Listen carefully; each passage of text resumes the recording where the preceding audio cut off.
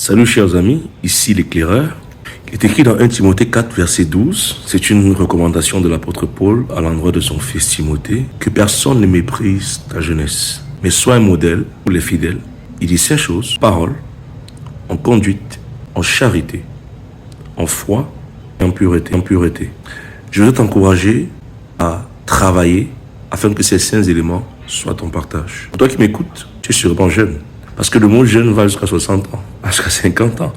Moi aussi, je suis jeune. Alors, nous sommes rendus à la 59e édition de la fête de la jeunesse au Cameroun, dont le thème principal repose sur la consolidation de la paix. Pour que l'on ne méprise pas ta jeunesse, comme l'apôtre Paul l'a dit, il faut que ces 5 éléments soient retrouvés dans ta vie. Et aujourd'hui, je peux te rassurer qu'il y a très peu de personnes qui sont jeunes et qui ont encore ces vertus dont parle l'apôtre Paul. Sois un modèle dans la parole.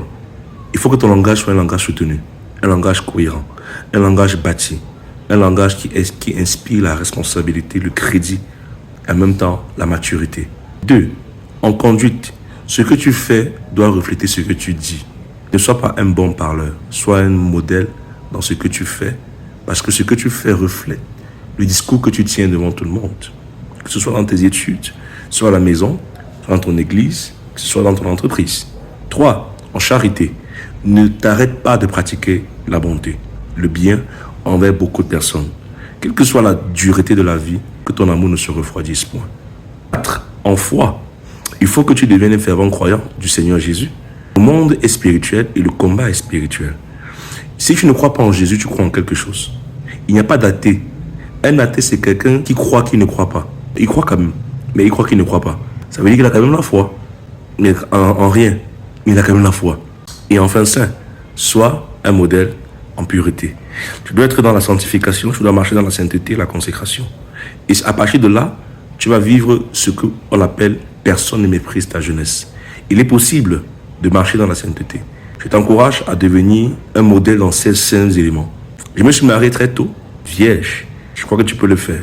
Depuis que je suis petit, ces 5 éléments sont les piliers de ma vie. Et je prie afin que ce soit également ton partage. Ta destinée en a besoin. Dans ta destinée, on doit retrouver ces 5 éléments. Je résume donc ces 5 éléments de l'apôtre Paul en une phrase ou en un titre qui est pachaphobe. Retiens pour cette édition de la jeunesse que tu dois être un pachaphobiste. Un pachaphobiste. Sois un pachaphobiste et ta vie et ta destinée vont inspirer de nombreuses générations. Je te rassure, personne ne méprisera ta jeunesse, comme Paul l'a dit. Je te vois être un pachaphobiste pour la gloire de Dieu.